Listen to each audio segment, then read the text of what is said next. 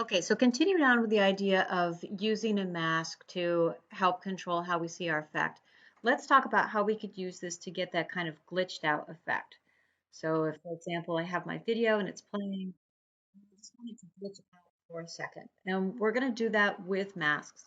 There are a lot of different ways that you could get the same look of like a glitched TV screen. And this concept that I'm going to talk about of revealing a effect with a mask, you could apply to any one of the different effects. But this is one I know that is pretty popular, so I'm just going to go over the steps of how to do that. So I will start this over. I'm just going to add a clip onto my timeline. And with this selected, go over to my effects panel. And in the video effects, I'm going to open up Distort. And the one that I like to use for the static look is the wave warp. And I'm just going to double click that and then go to my effects control panel. And I'm going to start to make some adjustments. So basically, I want it to look here, how I want it to look for that 1 second when it's going to reveal itself and kind of glitch out. So these are the settings that I often do. I mostly change the wave type to noise, and that immediately gives it a more staticky look. And I change the height, I make it taller, and I might make it thinner. So you can make whatever kind of little adjustments you want. You could change the direction if you want it to be on the side, or if you want it to be up and down, however you want it to be, or mix, whatever. So I think I normally keep it at 90. I'll just put it something like that. And you could adjust the speed or any one of these things, but that's enough just to kind of get the look of what I want. Just going to make it a little bit taller. Yeah. Okay. So that's the staticky look that I'm going to get for a second here.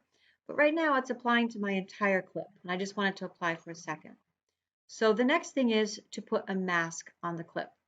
So right under Wave Warp, I have the 3 icons for the mask tool. I'm going to click on the middle one that looks like a rectangle. Make sure you don't add multiple masks here. Things get really confusing. So I just have the one mask, and I'm going to take the points and I'm going to extend them over. There's kind of like a delay. Come on. And so that it's covering my entire clip.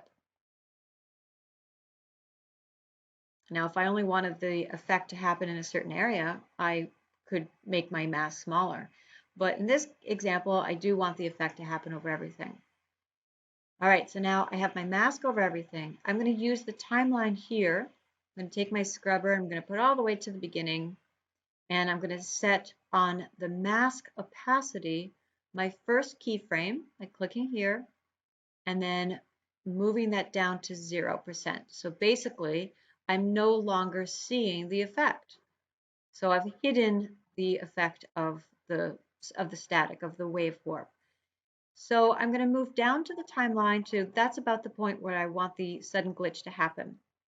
So I'm going to add another keyframe now. So now to add my second one, I use this icon, and I'm keeping it at 0. So from first keyframe to second keyframe, my mask opacity stays at 0 and I don't see the effect.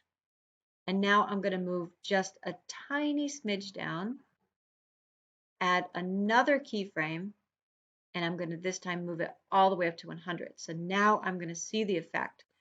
From 0 to 100, from this keyframe to this keyframe, it suddenly appears. And then I only want it to last for a second. So I move down just a second in the timeline, put another keyframe. So let me zoom in here, plus plus on the keyboard.